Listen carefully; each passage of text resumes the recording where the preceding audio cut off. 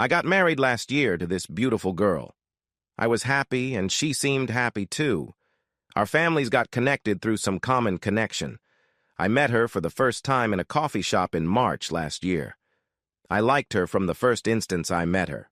Over next few months and several meetings, we talked about life, career, our future together, and all the stuff which one should talk before marriage.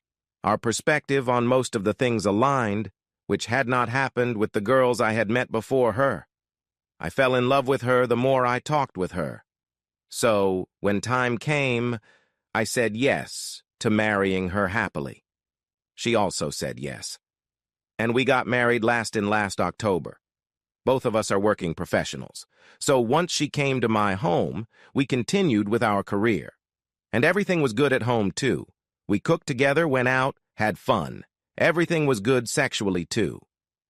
Then, beginning of December, I kind of felt that she is distancing herself from me. Initially, I thought of giving her space, so didn't pry too much. But she stopped doing the things we were doing together.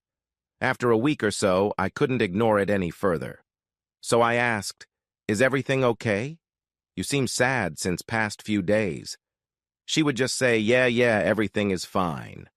But her mood didn't change. For the next couple of weeks, I asked her from time to time, but she said the same thing every time and didn't want to talk much with me. I thought in the beginning that maybe it's something I have done which might have offended her. So one night I apologized to her. I wasn't sure what I was apologizing for, but still I did, just to be sure that it's not something which I did unconsciously. But even after this, she still maintained her distance with me. She also avoided any intimacy. So I stopped trying to get close to her. It started to feel like I was staying with a stranger in my home. I also thought maybe she has some past history of depression or some other issues. So I talked with her brother and also one of her friend, but they told me that no, she doesn't has any such issues.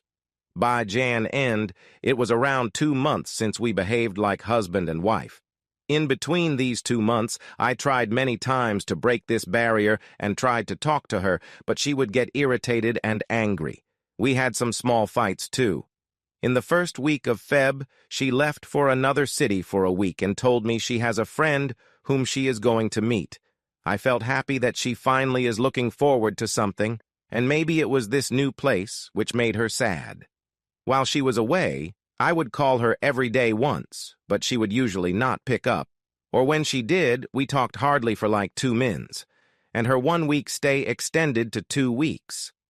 I was okay with this. Finally, she came home, and I was very excited because I thought this time she would come changed and refreshed. I planned the weekend for us together, but she was the same. She wasn't interested in spending time with me, and was mostly in her room either watching something or on phone talking to someone. I am not that kind of person who wants to disturb anyone's personal space, so I let her be. After 4 or 5 days like this, I didn't what else to do. I thought of going on a Europe trip with her, to which she said no. One day, last Saturday, she went out for some parlor or other stuff and her phone was at the home. Her phone rang.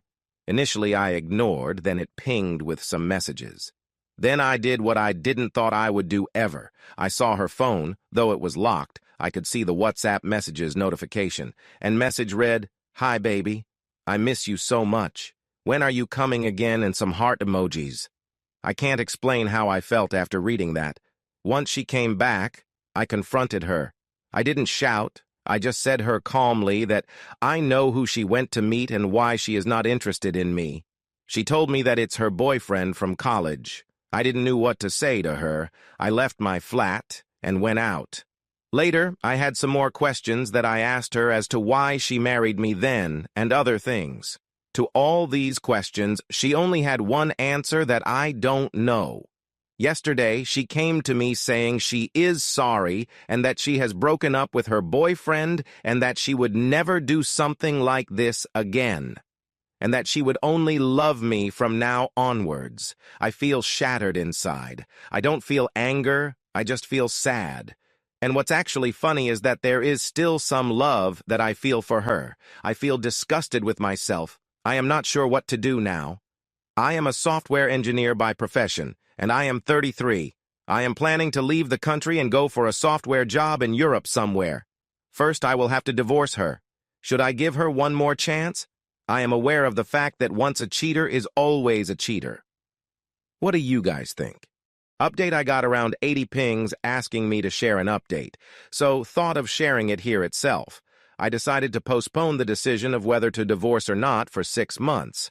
I will make that decision after 6 months. In the meantime, we are not staying together. We are staying in the same city, but in different houses. She requested these 6 months. She doesn't want any money or stuff, and she will accept my decision if I still want to divorce her after 6 months. As far as day-to-day is concerned, she visits me twice every day, and we spend some time together. She keeps on requesting to stay together, but I have decided not to for these 6 months. During the initial few days, she would come and cry for hours asking for forgiveness. It affected her health and her job. I took her to a therapist after one night when she kept crying for the entire night. I couldn't see her this way in so much distress and pain. From the last few days, she is doing better. Usually, most of the time we are together during the evening, we spend it on cooking. We both like cooking. Every day, she will come up with a more complicated dish to prepare it with sides and appetizers and whatnot. Yesterday, we prepared momos with soup inside of it. All our momos were breaking. We had to use a syringe to inject soup at an appropriate temperature to stop it from breaking. And this was just the starter. She also prepared main course and dessert. It took around 5 to 8 hours to prepare everything. Her intention is that the more complicated the dish will be, the more time it will take, and the more time she will get to spend with me. I am living on a day-to-day basis, and I am not sure at this point what I am going to decide after 6 months. I would like to quote Rilke here.